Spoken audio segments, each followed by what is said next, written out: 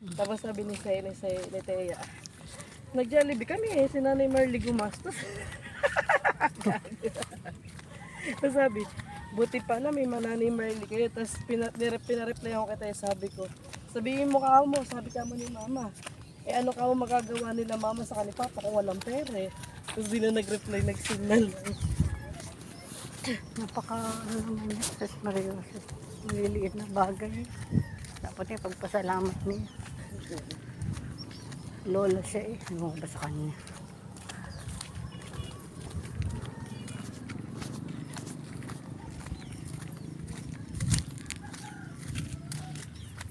Dito ba kalayo ang ay, nakakontra pala ako dun. Aray ko.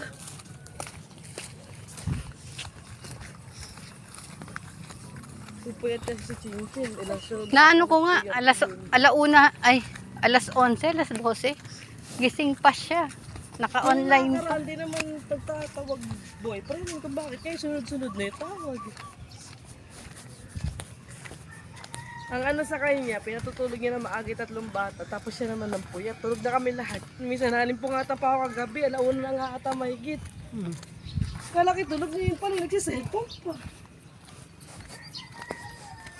Ganda ng ano.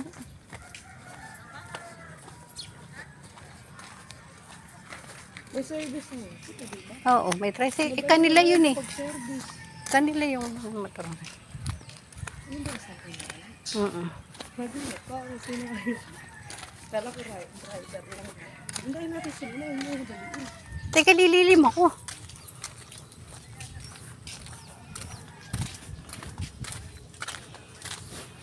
Parang alang kasama eh, no? Parang alang kasama eh, no? Inapuran ng lakad eh.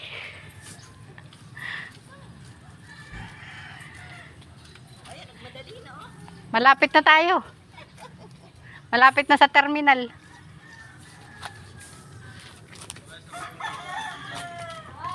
Ha?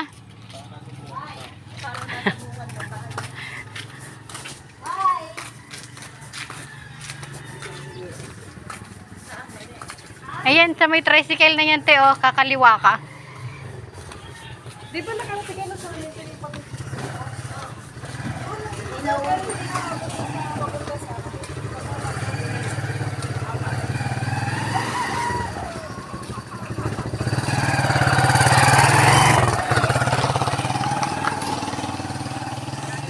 Eh, di ba dyan lang yun sa may tindahan ka mo? Oo.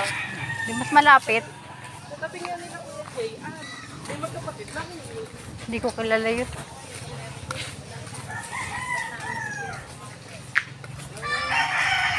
Pwede pa nun. Ikaw si Chinchin ni Tarlac pa eh.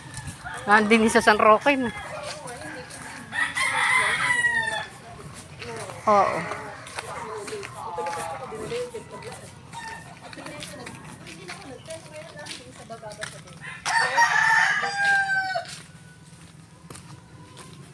Maganda na pala rin. Naka-semento. Yung si Michelle nasan po eh. Sa loob? Oo, yung niyero pa yun. Diyan bumanggap sila. Hindi, yung asan prayer din. Alin ba din yung blue? Ayun, yung blue. Yung blue na yun? Light blue. Eh, yung blue na yun, te.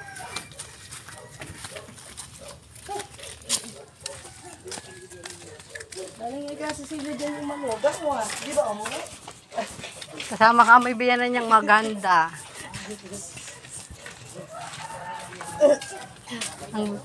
Kasama yung kanyang balaing maganda.